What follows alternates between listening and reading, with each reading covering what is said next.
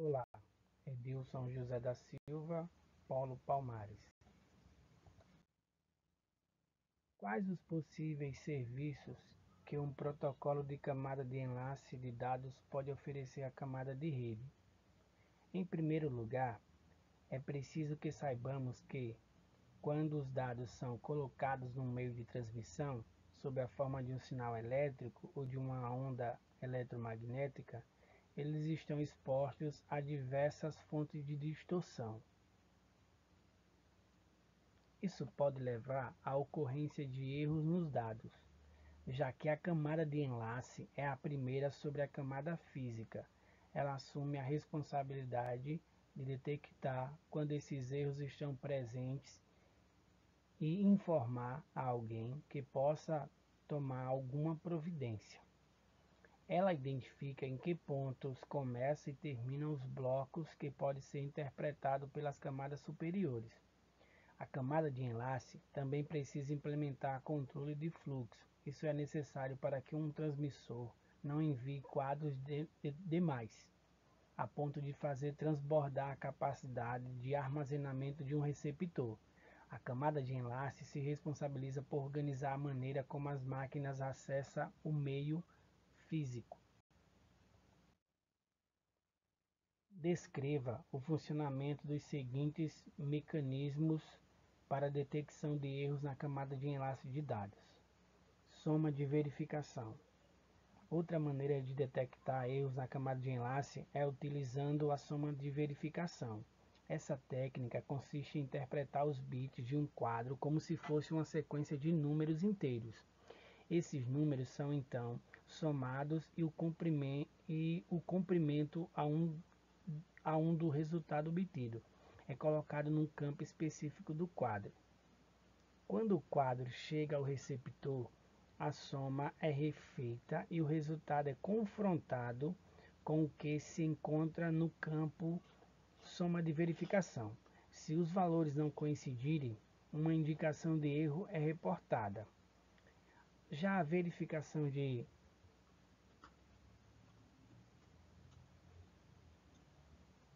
CRC,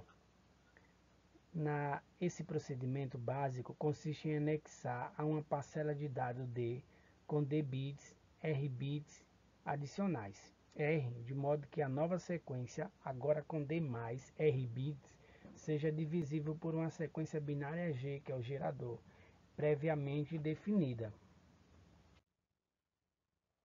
Qual o objetivo do ARP, Protocolo de Resolução de Endereços? Explica o seu funcionamento. Quando na camada de rede um novo salto na rota de um diagrama é definido, é necessário criar um quadro de enlaces e colocar o datagrama no campo de carga útil desse quadro.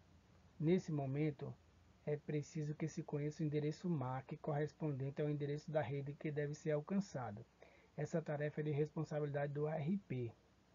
O ARP mantém uma tabela em que endereços de rede e endereços MAC são associados.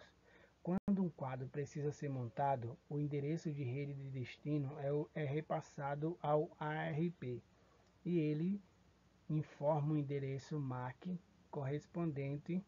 Os registros do ARP são apagados temporariamente. Explique o que significam os termos largura de banda e banda passante.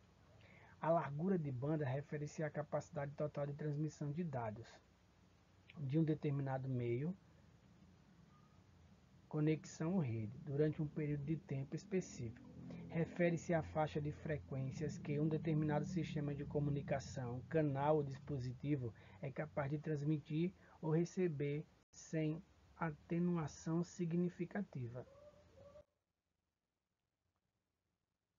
Qual o objetivo do entrançamento dos fios nos cabos de pá traçado? Meio de transmissão guiado é o par traçado. Este meio que, apesar de ser o mais antigo, é ainda o mais comum. Consiste em 2 fios de cobre encapados com cerca de 1 milímetro de espessura cada. O trançamento dos fios no formato helicoidal tem o objetivo de diminuir a interferência mútua entre eles.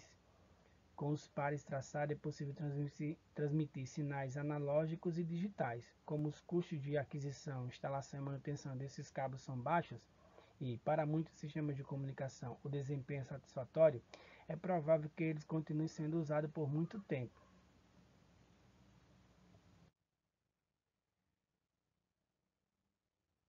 Realize uma análise comparativa entre os cabos de pá traçado e as fibras ópticas, considerando o desempenho, o custo, a facilidade de manutenção e etc. A transmissão de dados no cabos de pá traçado é limitada pela atenuação do sinal, geralmente em torno de 100 metros para aplicações Ethernet. Para distâncias maiores são necessários repetidores ou outros dispositivos de amplificação, mais suscetíveis a interferências eletromagnéticas e radiofrequência, devido à natureza condutora de cobre. O traçamento dos pares ajuda a reduzir essas interferências, geralmente mais barato que os cabos de fibra óptica, tanto em termos de próprio cabo quanto dos conectores e equipamentos de transmissão. A manutenção e a identificação de falhas pode ser relativamente simples com equipamentos de teste adequados para a rede de cobre. Já as fibras ópticas são capazes de transmitir dados por distâncias muito maiores sem perda significativa de sinal, tornando ideais para conexões de longas distâncias e entre edifícios, completamente imunes a interferências eletromagnéticas e de radiofrequência, devido à transmissão de dados por pulsos de luz. Também são menos suscetíveis a ruídos e diafonia, geralmente mais cara que os cabos de pá traçado, especialmente os cabos monomodo e os equipamentos de transmissão e conversão óptica. Relacione os principais padrões de redes locais sem fio, enfatizando questões de compatibilidade e mencionando as diferenças existentes entre eles. As redes locais sem fio se tornaram muito populares nos últimos anos. Hoje em dia é fácil entrar num estabelecimento como um restaurante ou um café e ter à disposição uma LAN, por meio da qual é possível conectar-se à internet. As LANs foram padronizadas pelo IEEE por meio da classe 802.11, também conhecida como Wi-Fi, e suas diversas variantes se distinguem, em particular pela faixa de frequência que opera e pelas taxas de dados proporcionadas. Os padrões 802.11b, A e G já estão bem consolidados. Eles compartilham as características como o protocolo de acesso múltiplo, que é o CSMA/CA, a possibilidade de transmitir a taxas menores para alcançar maiores distâncias e opção de trabalhar nos modos infraestrutura e ADHOC. Os equipamentos desenvolvidos para os padrões 802.11g e B são compatíveis. Tal compatibilidade não é verificada com padrões 802.11a, que trabalham numa faixa de frequência mais alta. O 802.11n foi introduzido mais recentemente e seu processo de padronização se encontra em fase de consolidação.